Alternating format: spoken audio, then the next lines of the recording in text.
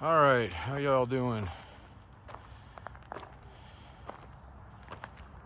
This is a Jeep that we actually bought for our yard. I own partsbreakers.com, otherwise known as Jeeps Unlimited. Been around since 1984, and we're known for our Jeep parts. I'll show you here in a second what we do. This one came in cleaner than expected. Well, I knew it was going to be somewhat clean. It's only got 39,000 miles, but it wasn't running. Had a carburetor issue and fuel routing issue. So we threw in a OEM brand new carb, nothing Chinese or any crap like that. Brand new, bolted it on, and it fired right up. And I'll show you that here in a second. It is what I would consider, and obviously I know somewhat about these. I sell tubs and frames. That's what we're known for as a company. And this one would be a great Jeep to harvest, but it's just really, it's really, in my opinion, just too clean. I used to never even consider keeping them, but they're getting so hard to get, especially clean.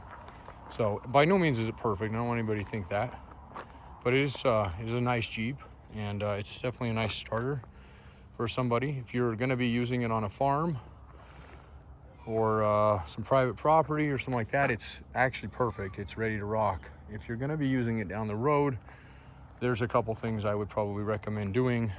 It doesn't steer worth a crap on the highway. I tried it the other day. It scared the bejesus out of me. It probably needs tie rods and some drag links, you know, the normal suspension steering stuff.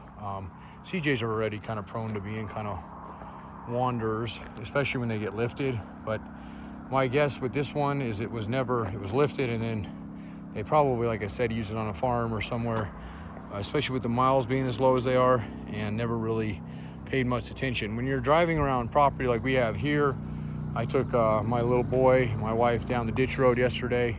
It's a couple miles down, a couple miles back, and you can't even notice the steering's bad because it steers fine on dirt.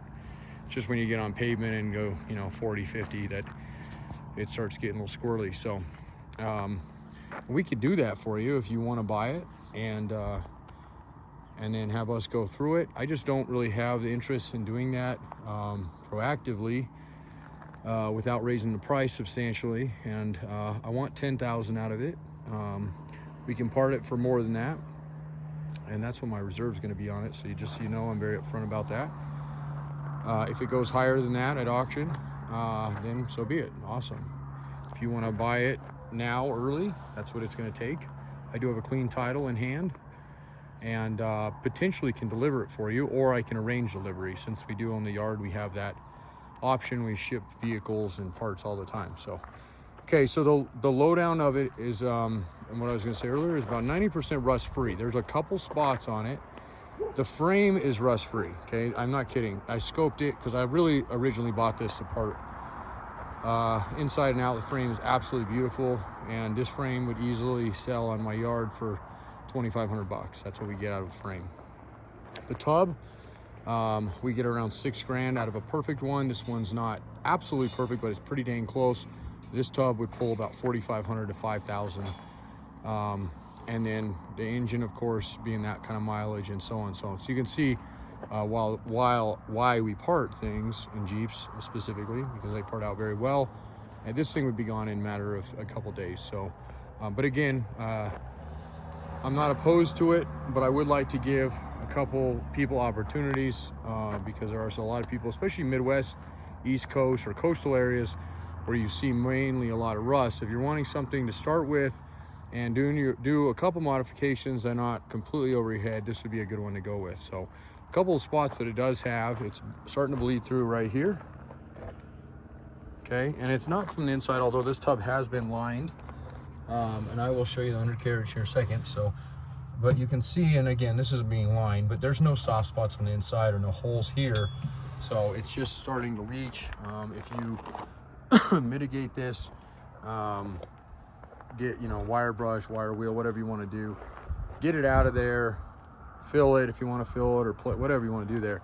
It won't spread. But if you get this introduced to salt in East Coast, Midwest, that will blow out, and amongst other things. So, and obviously this blue is not original. This probably was done when the Rhino liner was done on the inside.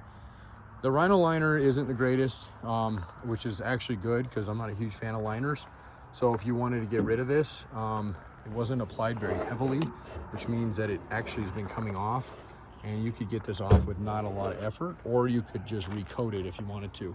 Tunnel cover's missing. I have one, but it was causing the shifter to hit on it, and that's because they dropped the tranny pan there down when they did the lift kit, which on a CJ is not a great idea because it changes the where the shifting, and you know, everything gets kind of pushed down. So if you want to go back to that, you can either modify the shifter, we call it the tunnel cover, with a boot, and that will cover that up. You definitely want to do that because there's some heat that comes out of that floor, but nonetheless, it is what it is, like I said. So it's got a full cage in it, and that's neither here nor there for us. We usually don't like those. I mean, it's not the end of the world for somebody buying it. It's actually kind of nice, but it does cause it to rattle on the windshield frame, so you probably want to throw a little padding up there, or lop it off, go back to the original bar, or even just replace it. And I do have a bar, so if you want to just ditch that thing and go to original one, you can. But if you're going to be wheeling in it, it's a good idea to have, because it definitely helps protect you in it. And this would be a good wheel, and I took it up the hills the other day. It was actually pretty fun. So it drives fantastic on off-road. Starts right up. It does have the Iron Duke in it, which is 80 to 83. Those only were offered in those years. It's a GM motor, if you're not aware or familiar with that.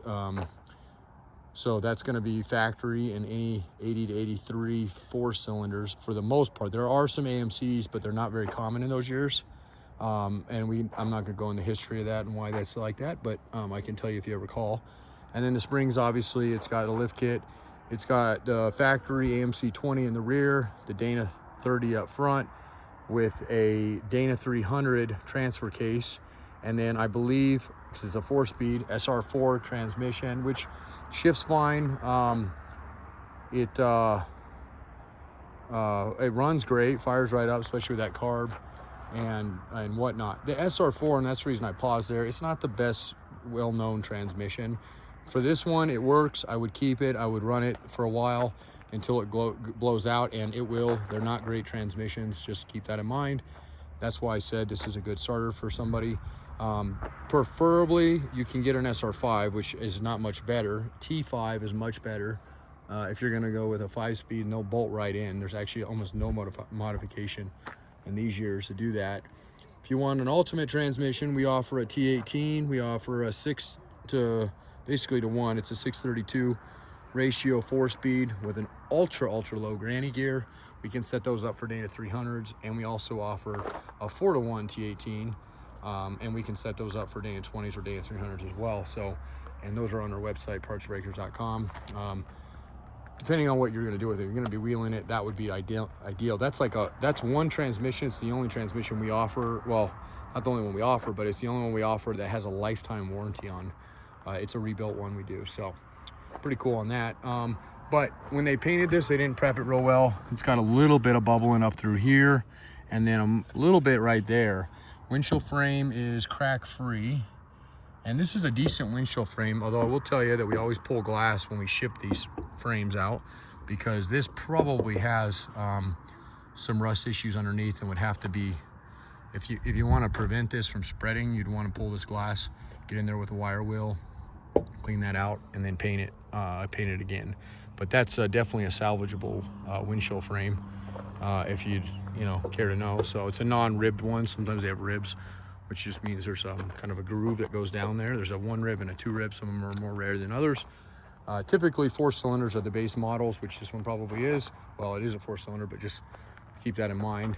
Not that it matters, but what I mean by base models, like that guy over there is a Renegade, and it doesn't have an engine. It's one we're redoing right now, fully frame off restoration. The frame hasn't been pulled yet, but the tub has been done, and engine's going in it. But anyway, that's got a couple things, tilt column factory, and it's got a clock actually that goes right here. And those are, when you see stuff like that, they're a little bit more rare Jeeps. For collectors, they're very meaningful. For somebody who just wants a fun CJ, it's kind of meaningless. So there's your mileage there. Just about to hit 40K, literally. And then radio was obviously cut for aftermarket. We have some factory uncut dashes if you just want to run a stock uncut dash. I have every part for this thing, minus the tub, which you don't need on this one anyway. That's what we're out of right now. The tubs are extremely hard, and so are frames. But okay, so normally I break videos down, but for CJs they're pretty self-explanatory. Let me just show you. I don't know if I've actually showed you the whole thing. Let me walk around this thing real quick. And swing out tire carrier, that's factory. Those are actually getting really hard to get. It's like almost $1,000 for one of those things if you get all the hardware. And this side of the tub is almost perfect. People sometimes, if you look just right, you'll see right there, you can kind of see it.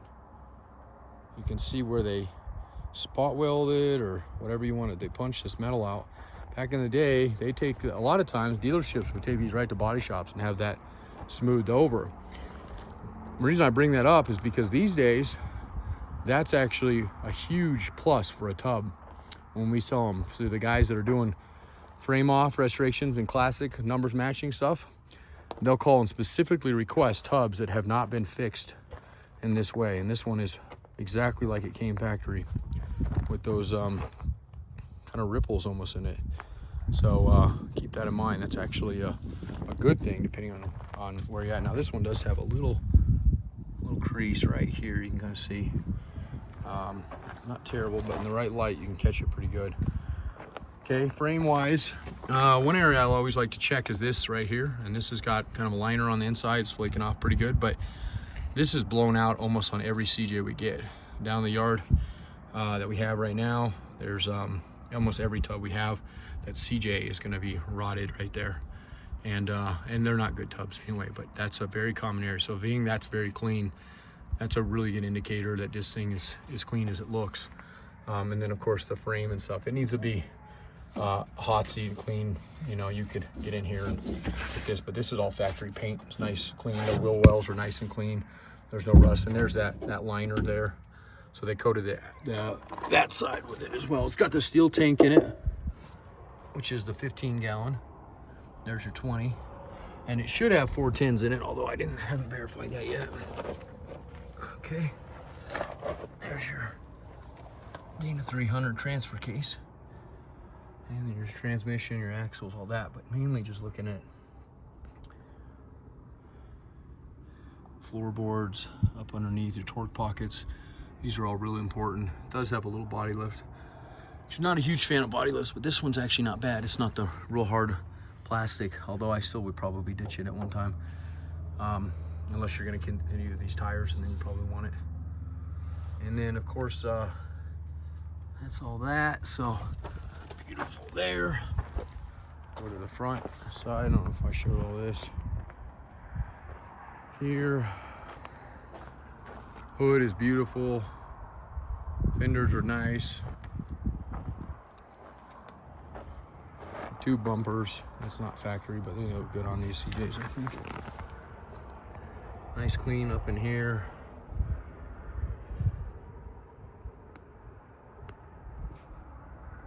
Okay. Sway bar links. Those are extended links. That one's blown. That bushing needs to be replaced. Those are detachable though anyway. And then this side, of course, I'm running out of light, so I'm gonna have to wrap this up, but I'm gonna fire it up here in a second. And before I do that, I'm gonna show you the engine compartment. We'll take some pictures of this. I'll put it, it's already in. The hubs are locked in because I used it yesterday up the hill. Okay. So Iron Duke GM 2.5, that's factory in these things. All right, it does have power steering. That's a huge upgrade. A lot of CJs, especially CJs that are base models, which usually the 4 cylinders are, don't have power steering, and this one does. So that's nice. You don't think you need it, but it's a huge upgrade on these, in my opinion. Does not have power brakes, has manual brakes, but if you want to put power brakes on this, it's extremely easy to do, and I have that kit. It's not too expensive to do that. It's got disc brakes on the front, drum on the rear, so literally it's just the brake booster and rerouting some lines, and you can get that done. Clutch feels good in it. I think the master cylinder needs to be bled. Not necessarily right now or anything, but it just feels a little soft. In these years, they started changing some of that, so... Oh, I gotta get a photo of this real quick, actually. For the ad, of course. Alright. See, hopefully that took.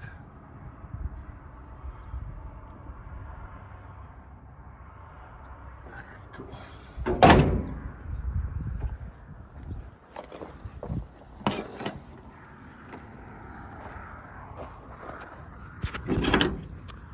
All right, so before I even sit in the thing,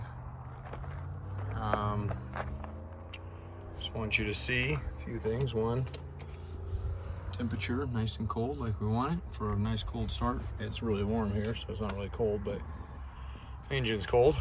And then neutral. And the reason I'm showing you this is mainly just because the carb is set up so well on it, and the engine is so, I mean, not just low miles, but just running good, no noises.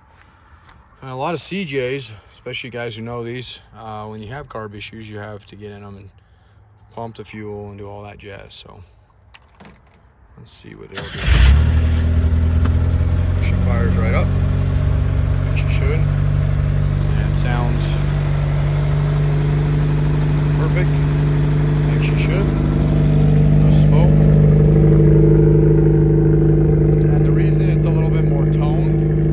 Because it doesn't have a muffler. So if you're most of you out there, even in emission states, this is going to be one of those vehicles you get one emissions, and it'll last you for, usually in this state it's 5 years, but some states are different. Some states don't even have it at all for the year of this one, but for the states that do, you probably are going to have to throw a muffler on it, especially if you're in California. Keep that in mind, but it's before a lot of the smog stuff, especially for a 4-cylinder, so you shouldn't have any problems passing it once you put a muffler on it. It might not have a cat under there either, so let's take a look at that. Yeah, there's definitely no cat, so and that's why it's purring like it is for a 4-cylinder. It sounds a little beady. So just hit the fuel. So that kicks down the idle. Now it's a little quieter. Okay. So, and then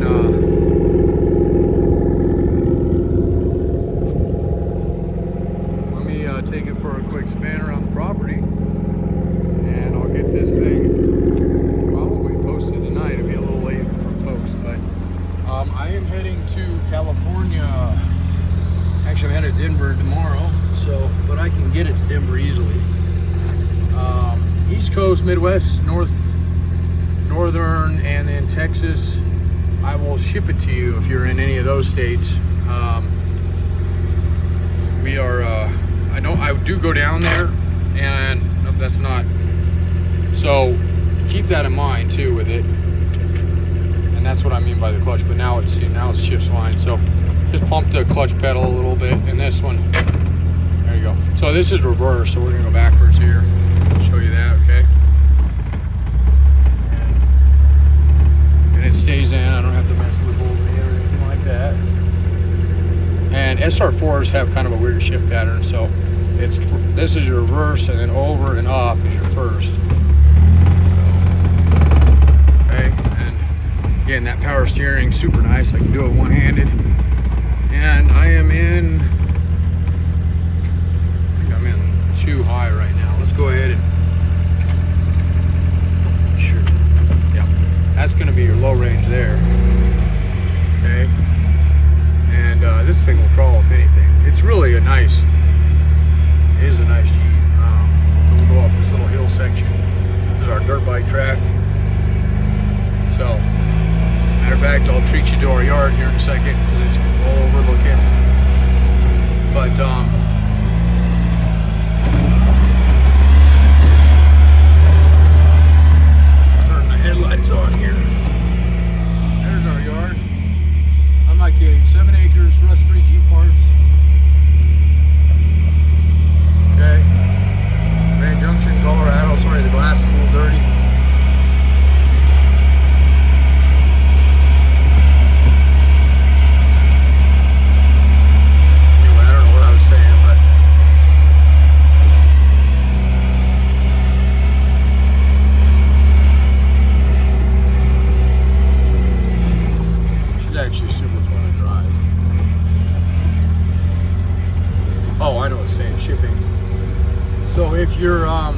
we're in low, so there's no, just letting it.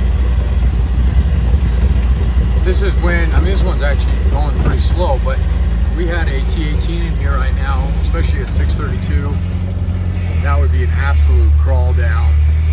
It's remarkable how slow those are for crawling, and that's why people love them. So there's a little ditch here. We can kind of show you. Let's see here. There we go.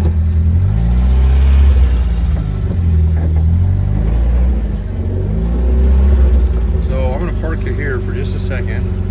See if she'll stay. I think she'll stay. E-brake actually works in this thing. And then the horn isn't here anymore because they put this afterwork in, which would be easy to go back to factory if you wanted. The horn's right here. The headlights dim a little bit, but that's because I don't have an alternator belt on it right now because I broke that.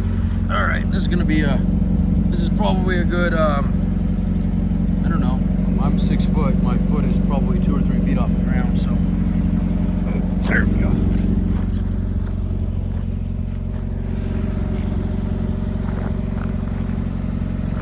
So I'll show you a little bit of articulation, not much, but all the lights work. I didn't notice that. Look at that. The smiley face is on the marker lights.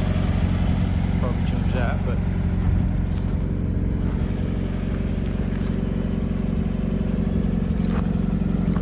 cool. So give me a holler if you're interested. I know what I was going with that earlier on the shipping. So I'm heading to Denver tomorrow. My mom lives down there. That's 240 miles east of us.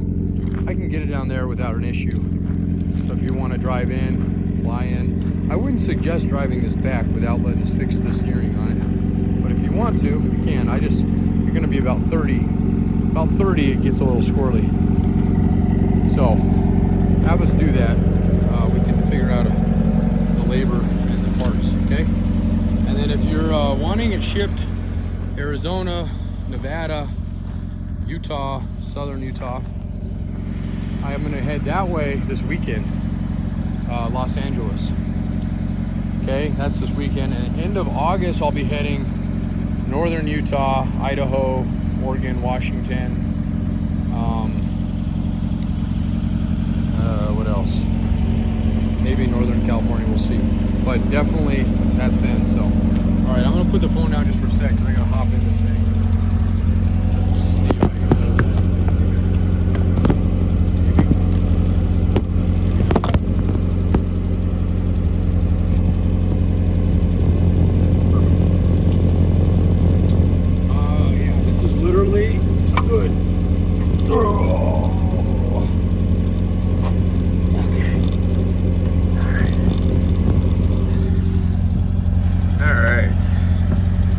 That bad boy back in gear there. Okay, that's it. So the clutch, once it's up, it's good, but oh, that's reversed. All right.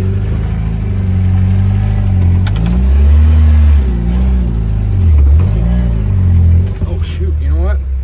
Look at me, I'm putting the e-brake. Give me a, there we go. E-brake works excellent. Now we go. Worried there for a sec, like what is going on? That's kind of rare to have an e-brake that works in a Jeep.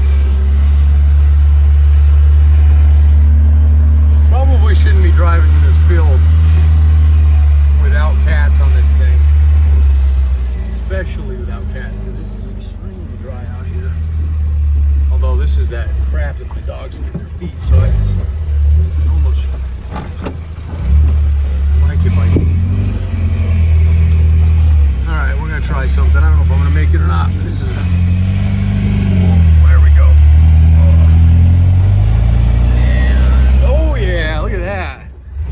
Straight up. So, it really does do amazing for a little four-wheeling machine. I think it's perfect. And it's not far off from being roadworthy. So... and I don't, like I said, I have no problem doing that, but I just, for the price I'm wanting, it is what it is right now. And CJs pull good money when they're fully done, but I just don't, we just really are so busy right now at the shop and don't have really the time. Now, if you're interested in that one, that's probably going to be done in a month or two. That's going to have a complete build done on it for motor. More than likely a Chevy or an LS than that. Well, normally we don't do that, but she's a beauty as well. And then we have this one over here, which is a CJ-7, and it's kind of a mixed match, kind of a goofy one, but I don't want to show it too much, but it runs just as well as this thing does. This one's a 6-cylinder, and it's a 79, although it's titled early, but it's got a whole bunch of military stuff, so nobody quite knows what this one is as far as what it actually is, but it is titled as a 74. But it has definitely got a tub. I think that's okay. So this thing has literally been sitting for weeks.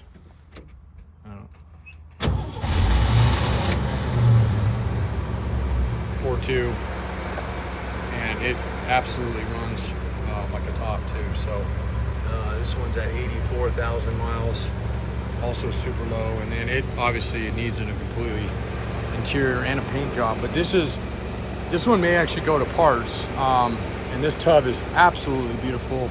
It's going to be premium tub. It's going to be price high, but these are the 7683 tubs. So just a food for thought if you're looking for a nice tub.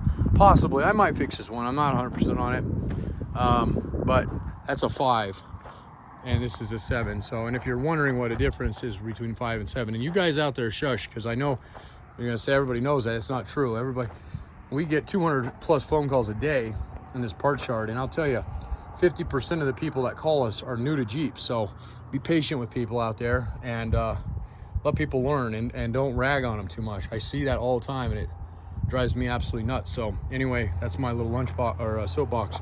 Now a 5, if you're not sure what a 5 and a 7 are, for us tall guys, this difference is vital. I'm very tall.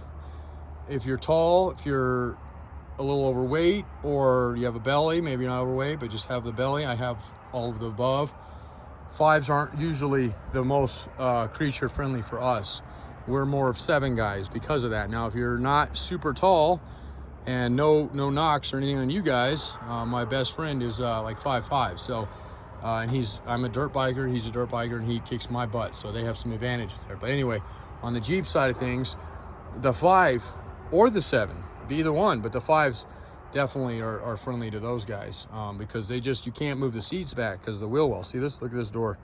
Okay, so again, I've talked a lot in this video, apologize, but for people who don't know, I like these videos for this reason. So this door frame, okay, is what makes that a 5, and it's a little shorter overall, but that definitely is distinguishable when you see one. So, and I've seen people mislist Jeeps all the time. It happens daily.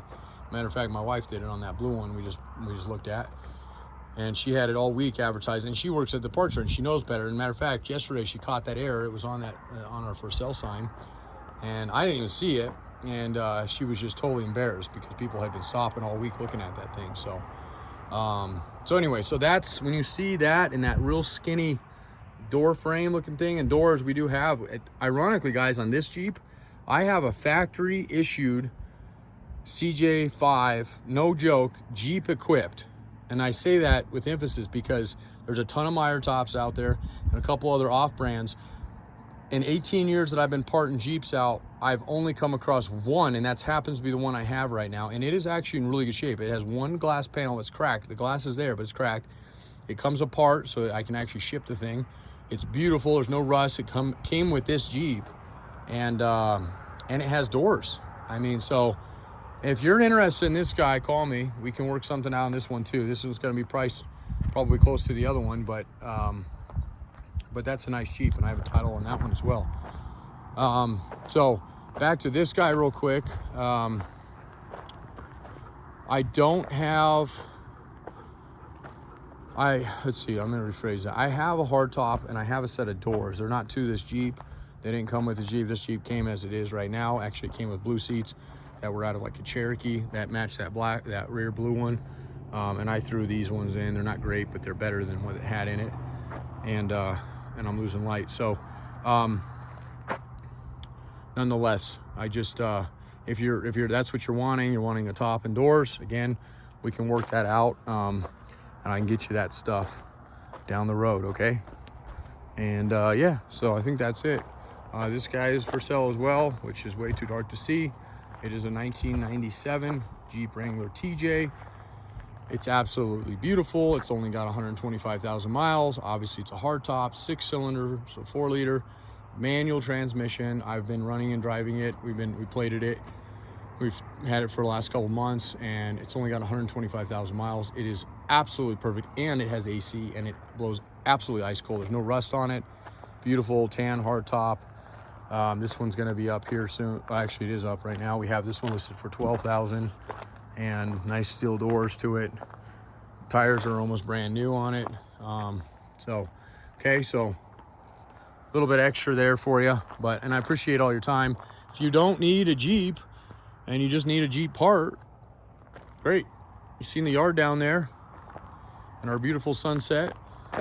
We ship all over the world, and I say that we ship 95% of all of our parts get shipped. So we do a little bit in Colorado. We do a ton Midwest, East Coast. Matter of fact, I deliver personally to the Midwest, East Coast, and I usually do it twice a year, and that's usually in the fall and the winter. We do one December trip, and then we do a March trip. I might do 3 this year as we filled up, and those are usually tubs and frames, but everything else we ship ground UPS. So, okay, thanks guys. My phone number, you can call me day or night. If I don't answer, it's because I'm probably sleeping.